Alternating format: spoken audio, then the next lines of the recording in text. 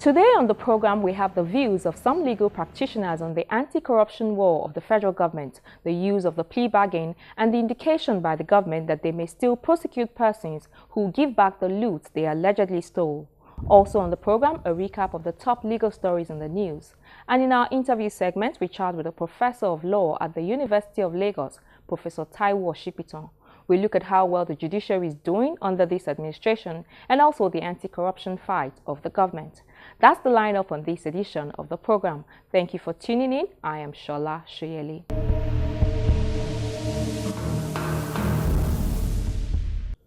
Lawyers have been speaking about the fight against graft. Some of them are not quite comfortable with what they call the tactics of the federal government. I also asked some of them their views about the indication by the government that it would still prosecute persons who return looted assets traceable to them. Some people think that this may not be the right strategy. But what do legal minds think? There is no law that says if you steal a thing and bring it back, then you are free. No. If, for instance, the police launches an investigation and recovers an item from somebody, and the person says, "I'm sorry," what does it mean? You leave him to go? No. The thing is that the government, if somebody is remorseful, it's a different ballgame. The government may say, "Okay, we pardon you." The president has right to pardon. But it does not mean that if the government wants to prosecute you, that they cannot. Law allows them to do so because you did an act. The issue is, did you do this thing? Are there evidence to prove that you did this? It's not, are you remorseful for doing this? Well, effectively, is to keep sending this very, very clear message that actually, if you steal, we will find you, we will prosecute you, and you'll serve time for it. You see, if it's a case of, well, if I steal and I'm caught, all the worst that's going to happen to me is give the money back, well, I might just do it.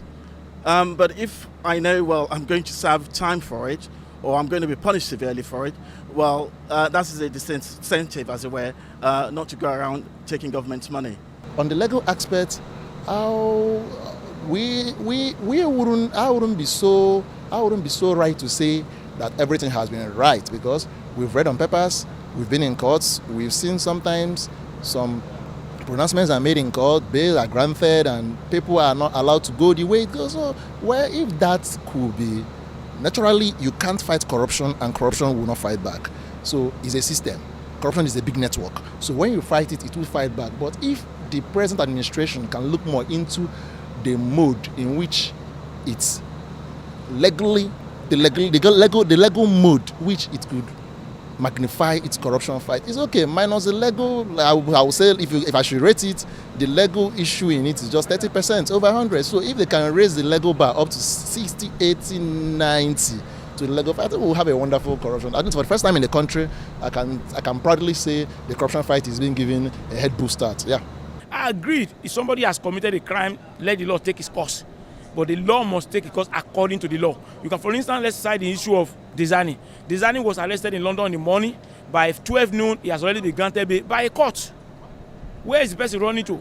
Even if he runs, there are Interpol, which you can use to police the man. There are assets that are in Nigeria, which you can get interim forfeiture for. So why holding on to the person? If you want justice to be done, when the person has come to you or the person is arrested, within 24 hours, then the person may be granted bail. If it's granted bail, then there will be confidence in the judiciary, there will be confidence in the executive, there will be confidence in the country. Even for instance, when you look at it, this issue of bail not being granted or bail being granted and not being obeyed, investors will not come to such a client, because investors will come to places where assets will be protected, where you have cause to go to court, and the court judgment will be respected. That's where investors will go.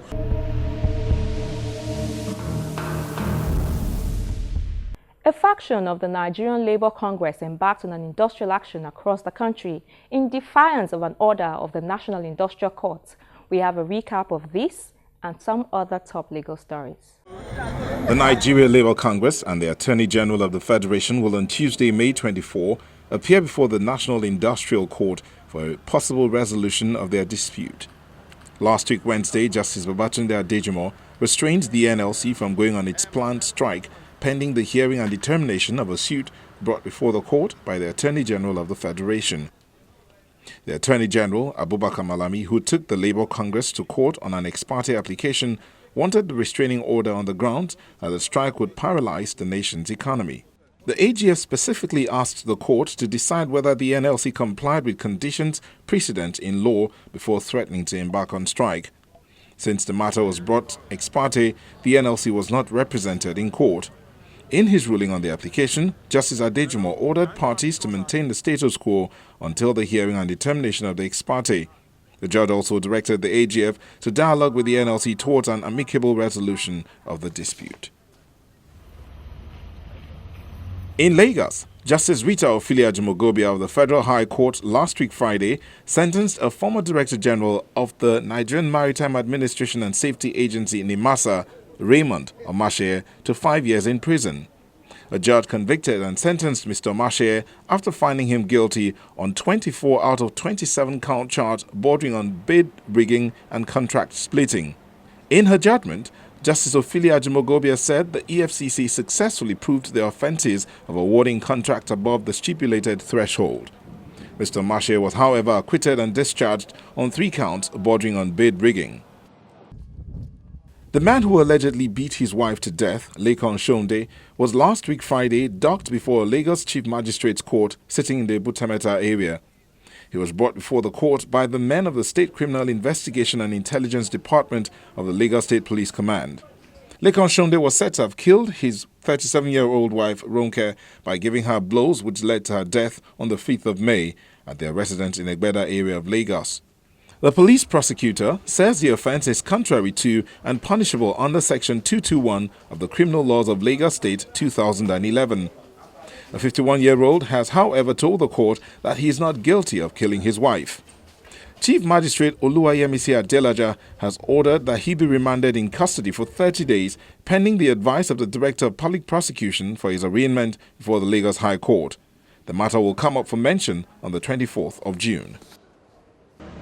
The Federal High Court sitting in Lagos last week Tuesday nullified the Congress held by a faction of the Southwest Zone of the People's Democratic Party in Akure, the Ondo State capital.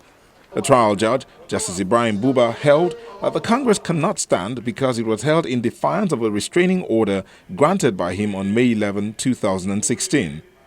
The judge insisted that the court had to firmly stand in support of its own order to prevent litigants from turning court cases into a game of chess. The PDP Southwest Zonal Secretary Chief Pegba Otemolu had on May 11, 2016 approached Justice Buba with an ex parte application urging the court to restrain the party from going ahead with the scheduled Congress in the zone. Chief Otemolu claimed that the 4-year tenure of the current PDP Southwest Zonal executive members began on October 11, 2014 and would not end until October 11, 2018. Further proceedings in the case have been fixed for the 8th of June. And we round up with the disturbing report that 2 judicial officers were last week Thursday abducted by gunmen in Kogi State. The 2 judges, Justice Ali Okeme and Justice Timothy Ali, were reportedly abducted while on official duties. Justice Okeme was said to have been abducted along Ida in Ojocha-Ofu local government area of the state while on a court-ordered visit to the scene of a case before his court.